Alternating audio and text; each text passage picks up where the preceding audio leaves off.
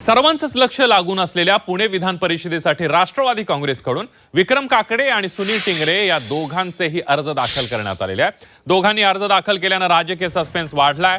पक्षाकडून विक्रम काकडे आणि सुनील टिंगरे या दोघांनी हे एबी फॉर्म देण्यात आलेले आहे। मात्र पक्षाचा अधिकृत उमेदवार कोण असणार हे अर्ज मागे घेतल्यानंतर स्पष्ट होणार आहे।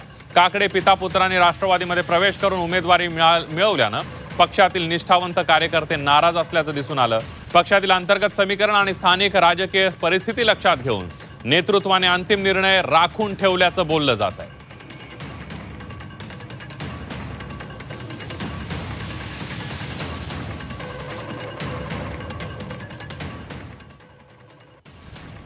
युवक म्हणून मी नक्कीच सगळ्यांबरोबर त्यांच्या दुःखात सहभागी राहतो। आज मला माहिती आहे थोडे लोक नाराज झाले, पण त्यांना पण आम्ही नक्कीच भेटून त्याच्यातनं भविष्यात कुठे संधी मिळू शकतो तशी आम्ही देऊ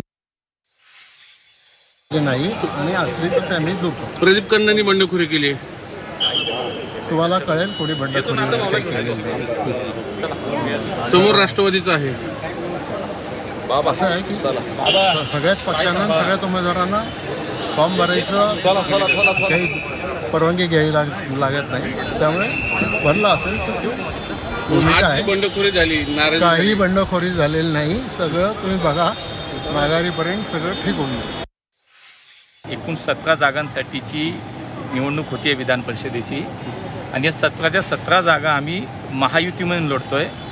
राज्याचे मुख्यमंत्री माननीय देवेंद्रजी फडणवीस, माननीय शिंदेसाहेब, माननीय सुनेत्रा वहिनी या तिघांच्या नेतृत्वाखाली ह्या निवडणुका आम्ही लढतोय। त्यामुळे पुण्याची जागा ही वाटपामध्ये राष्ट्रवादी काँग्रेस पार्टीला सुटली, त्यामुळे राष्ट्रवादी काँग्रेस पार्टीचा उमेदवार म्हणून जे काही ज्यांनी उमेदवारी जाहीर केली ते विक्रम काकडे हेच महायुतीचे आमचे उमेदवार